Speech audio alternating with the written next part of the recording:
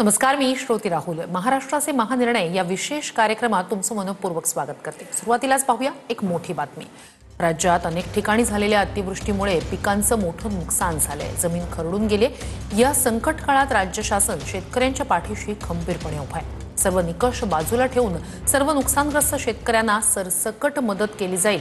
तसंच दिवाळीपूर्वीच ही मदत शेतकऱ्यांना वितरित करण्यात येईल अशी ग्वाही मुख्यमंत्री देवेंद्र फडणवीस यांनी दिली आहे. मुख्यमंत्री फडणवीस यांनी औसा तालुक्यातील उजनी आणि निलंगा तालुक्यातील औराद शहाजनी या भागात अतिवृष्टी आणि पुरामुळे झालेल्या नुकसानाची पाहणी केली. राज्य शासनानं नुकसानग्रस्तांसाठी मदतीचा 2200 कोटींचा पहिला हप्ता मंजूर केलाय.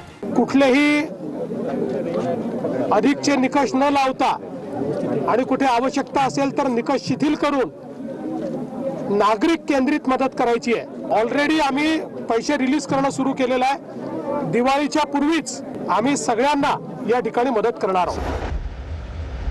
उपमुख्यमंत्री एकनाथ शिंदे यांनी धाराशिव जिल्ह्यातील परंडा तालुक्यातील पूरबाधित करंजा गावाला भेट दिली. यावेळी त्यांनी अतिवृष्टीमुळे झालेल्या नुकसानाची पाहणी केली आणि वस्तीतील उपस्थित नागरिकांशी संवाद साधला. करडे वस्तीला बोटीनं जात त्यांनी शेती आणि मालमत्तेच्या नुकसानाचीही माहिती घेतली आहे. उपमुख्यमंत्री अजित पवार यांनी सोलापूर जिल्ह्यातल्या मोहोळ तालुक्यातील लांबोटी गावाला भेट दिली. यावेळी त्यांनी अतिवृष्टीमुळे झालेल्या पूर परिस्थितीची पाहणी केली. नदीकाठच्या गावांमध्ये मोठ्या प्रमाणावर झालेलं नुकसान लक्षात घेता शासनाकडून तातडीनं पंचनामे करत पूरग्रस्तांना मदत दिली जाईल अशी ग्वाही यावेळी अजित पवारांनी दिली. यासोबतच त्यांनी सोलापुरातील लांबोटी गावातही शेती नुकसानाची पाहणी केली. बीडच्या हिंगणी गावात नुकसानग्रस्त ग्रामस्थांच्या व्यथा जाणून घेतल्या. मेट्रो मार्ग 4 आणि 4A या मार्गिकांचं ट्रायल रन नुकतंच पार पडलेलं आहे. त्यामुळे ठाणेकरांच्या बहुप्रतीक्षित मेट्रो प्रवासाचं स्वप्न लवकरच प्रत्यक्षात उतरणार आहे. पाहूया.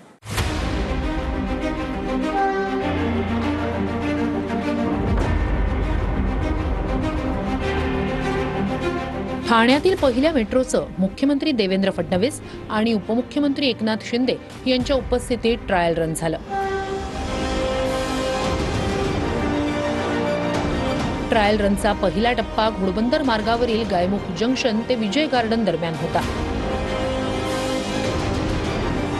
मेट्रो 4 ही देशातील 58 किलोमीटरची सर्वात लांब मेट्रो मार्गिका असणार आहे. मेट्रो 4 मार्गिकेमुळे ठाणेकरांना थेट CSMT गाठता येणार आहे. मेट्रो मार्गिकेचा फायदा ठाणे शहर आणि उपनगरातील लाखो प्रवाशांना होणार आहे. तर मेट्रोचे सर्व टप्पे 2026च्या अखेरपर्यंत प्रवाशांसाठी खुले होणार असल्याची माहिती मुख्यमंत्र्यांनी दिली.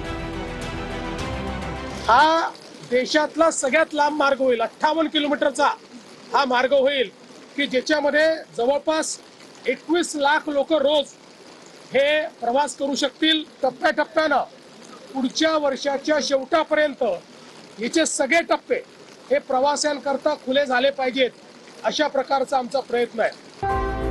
ट्रायल रन नंतर आता मेट्रो लवकरच ठाणेकरांच्या सेवेत दाखल होणार आहे. या मेट्रोमुळे वाहतूक कोंडी मोठ्या प्रमाणात कमी होणार असंही बोललं जातंय. मेट्रो मार्गिका सुरू झाल्यानंतर ठाणेकरांचा मुंबई नवी मुंबईसाठीचा प्रवास अधिक जलद आणि आरामदायक होणार आहे. एनसीसीच्या प्रशिक्षणासाठी राज्यात लवकरच स्वतंत्र एनसीसी अकॅडमी उभारली जाणार आहे. या प्रशिक्षण संस्थेसाठी मुंबई महानगर प्रदेश क्षेत्रात जागा उपलब्ध करून देण्यासाठीची कार्यवाही करण्याचे निर्देश क्रीडा आणि युवक कल्याण मंत्री माणिकराव कोकाटे यांनी दिलेत. मंत्रालयात एनसीसी कार्यान्वयन संदर्भात बैठक आयोजित करण्यात आली होती आणि यावेळी त्यांनी ही माहिती दिली. अंगणवाडी सेविका आणि मदतनीसांना 2000 रुपये भाऊबीज म्हणून भेट देणार असल्याची माहिती महिला बालविकास मंत्री अदिती तटकरे यांनी दिली.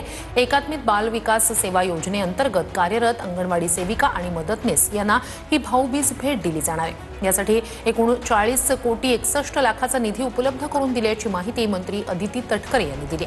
अंगणवाडी सेविका आणि मदतनीस या महिला बालकांच्या संगोपनासाठी, पोषणासाठी आणि सर्वांगीण विकासासाठी महत्त्वाची सेवा बजावत आहेत. त्यांच्या कार्याचा गौरव करण्यासाठीच ही भाऊबीजेची रक्कम भेट स्वरूपात मंजूर करण्यात आली आहे.